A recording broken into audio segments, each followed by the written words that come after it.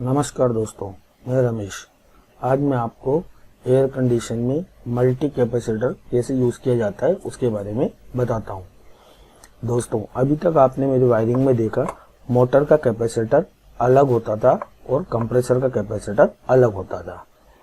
और अगर अब आप देखेंगे तो मैं आपको एक सिंगल कैपेसिटर में अपना फैन मोटर और कंप्रेसर किस तरीके से चलता है वो बताता हूँ। ये जो कैपेसिटर होता है इसको मल्टी कैपेसिटर बोलते हैं। इसमें 3 पॉइंट होता है, सी, फैन और HERM, है ना।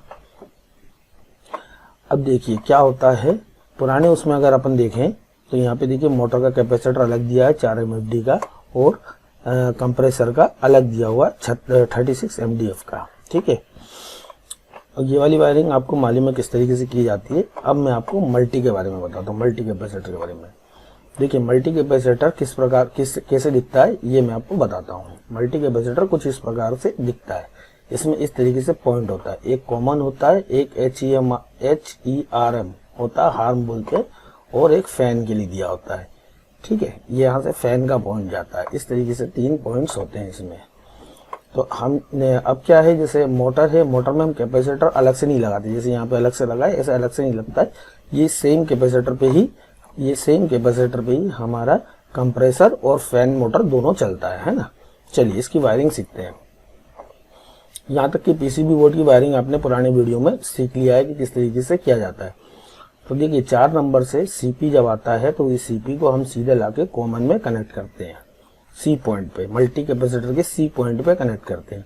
C पॉइंट से ही लूप बना के R में दे देते हैं, रन में दे देते हैं।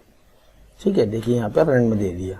और यहाँ स्टार्ट पॉइंट में से, स्टार्ट वाला जो टर्मिनल का स्टार्ट पॉइंट है वहां से हमने HERM में दे दिया। ठीक है, तो ये हमारा कंप्रेसर का वायरिंग कंप्लीट हो गया है ना। अब बचता है हमारा फैन में। फैन में भी हमको कैपेसिटर की जरूरत है। तो फैन कैपेसिटर में हम क्या करते हैं, यहाँ से एक पॉइंट सीधे लाके कॉमन में दे देते हैं फैन का, है ना। फैन की एक लाइन कॉमन में दे दिया, ठीक है, कॉमन में। और दूसरा जो पॉइंट होता है फैन का, उसको हमने यहाँ पे जो फैन वाला जो ऑप्शन दिया रहता है कैपेसिटर में उस पर कनेक्ट कर देते हैं। जैसे देखिए यहाँ पे फैन का दिया हुआ, इसमें कनेक्ट कर देते हैं। तो फैन का एक पॉइंट हमने कॉमन में कनेक्ट कर दिया और एक को फैन में कनेक्ट कर दिया। ठीक है, तो हमारा फैन का भी कैपेसिटर का काम कंप्लीट हो गया। फैन का कैपेसिटर हमारा 5, 6, 4, 3 ऐसे MFD का होता है ना। तो दोस्तों जैसा हमारा कैपेसिटर, जैसे मेरे को यहाँ पे जो कैपेसिटर यूज किया है मैंने वायरिंग डायग्राम में, तो 36 MDF का और 4 MDF का यूज किया। तो कैपेसिटर पे लिखा होता है 36/4 MDF, ऐसा लिखा होता है। तो बस इतना ही करना होता है हमारा मल्टी कैपेसिटर की। मल्टी कैपेसिटर का जो फंक्शन होता है सिर्फ इतना ही होता है ना। तो दोस्तों इस तरीके से हम इस पूरे कंप्रेसर को और मोटर को सिंगल कैपेसिटर से कनेक्ट करते हैं। ठीक है दोस्तों, मेरे वीडियो को देखते रहिए, सब्सक्राइब करिए, लाइक करिए और लोगों तक पहुंचाइए और अपना प्यार मेरे साथ बनाए रखिए। Thank you friends.